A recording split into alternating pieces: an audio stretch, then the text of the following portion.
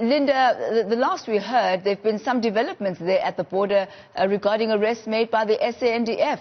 If you could bring us up to speed with what's happening there. Well, indeed, Tammy, throughout the day we really have been tracking the pattern of those who are using this damaged fence coming in and out of South Africa, and it seems some don't really get to make it back to Zimbabwe as they try and go into South Africa to buy some of those goods. That you can see, the SANDF still patrolling the borderline, and what we're seeing here is that they've made arrests of about 46 people, we're told. So at this point, these are all the people still carrying their luggage here, arrested. A couple of moments ago, what we're seeing is the SANDF also taking some of their details as they try to understand exactly who they are, where they were going, and why they're using this fence in particular. But I'm just going to try to speak to one of them. We're not going to show you their faces because they still haven't appeared in court, but let's try to get a sense then of what exactly happened here. Mama, ngiyabonga for isikhathi sakho. Mhlambe sichazele ukuthi ubuya kuphi, kwenzakaleni ukuze uboshwe.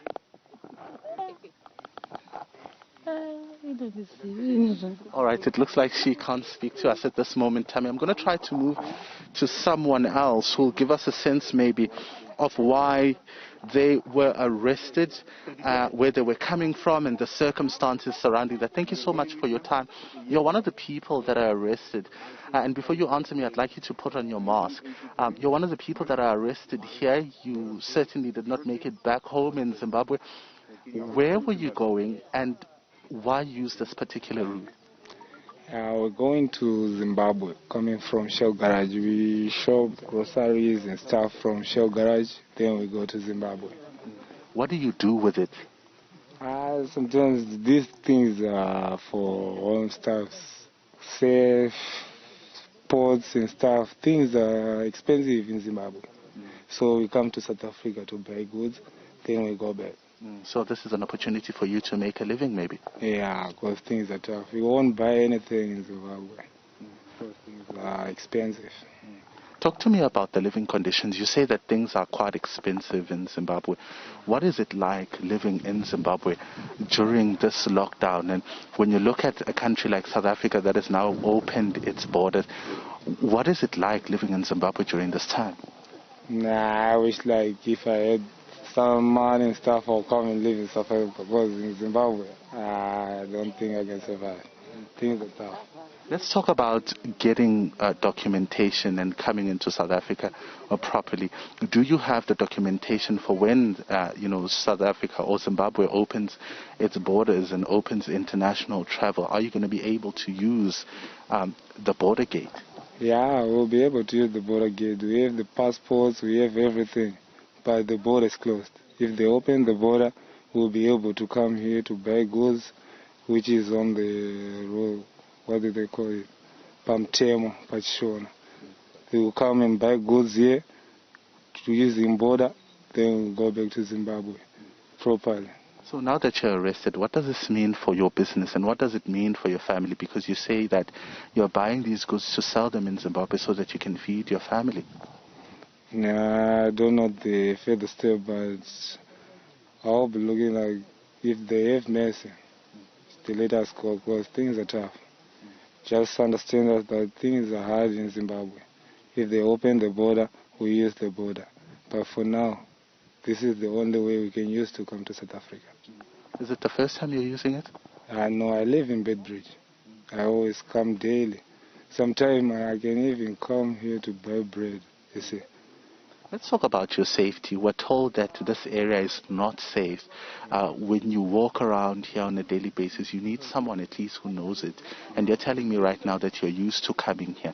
Are you not concerned also about your safety? Yeah, I'm concerned about my safety. But if I stay in Zimbabwe, what will I earn? I won't get anything. So I have to come. I will meet the Gumagumas in the booth. They will talk. If they meet us, they will take money. If they don't, it's a luck for us. Then we reach to Messina, we'll buy our goods. Then we'll come back. What would you like to see happen in Zimbabwe? I mean, what is your message to the Zimbabwean government regarding how you're living right now? You say that if you had money, you would come and live in South Africa. But what would you like the Zimbabwean government to do to make your life a little bit easier?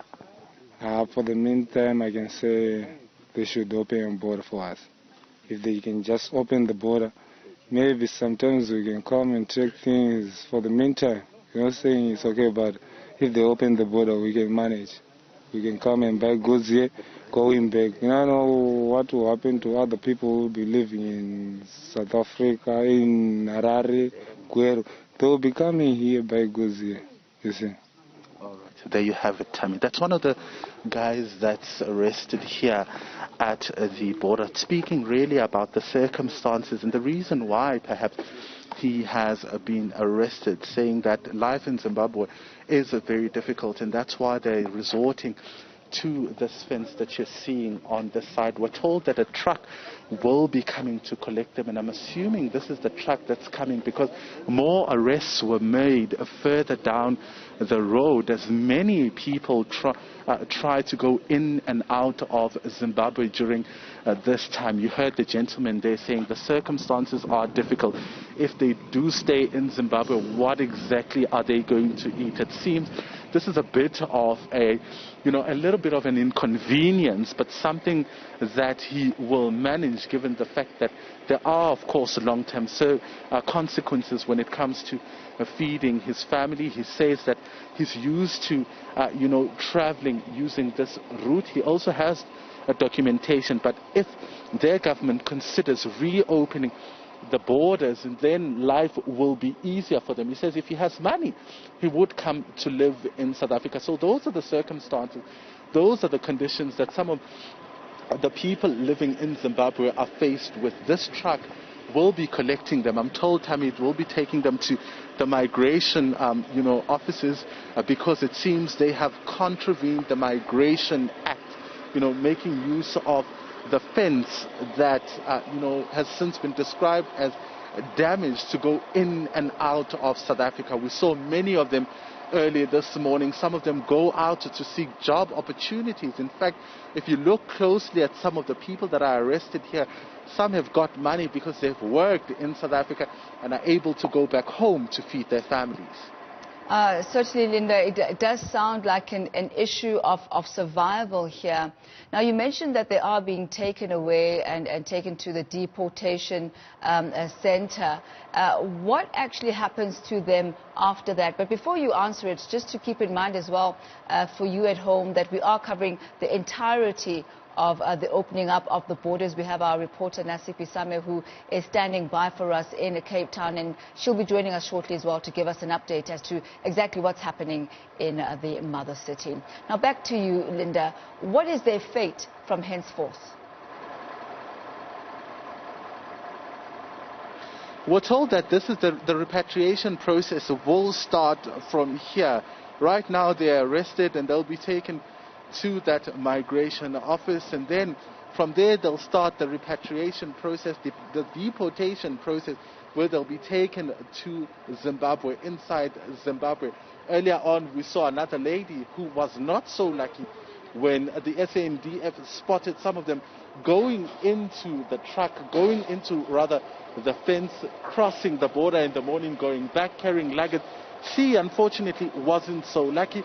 She was also arrested and had to go through the same process where she was taken, her details were taken, and then she was put behind the van where she would be taken to, that migration office. We're seeing some of them here. We're not going to show you their faces. They're taking them out.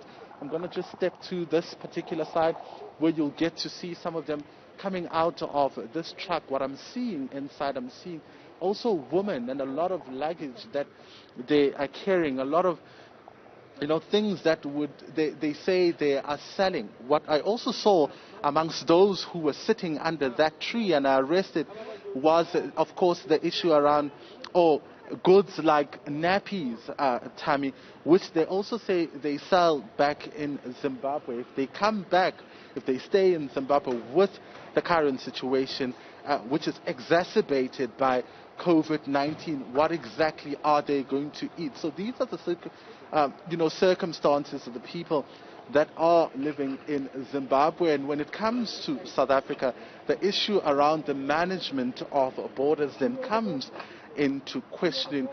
Traveling issues, of course, also, and migration issues come into play here in terms of the policies that are implemented, because on a daily basis it would seem SANDF members are making arrests. This, of course, is not the first time that they are traveling.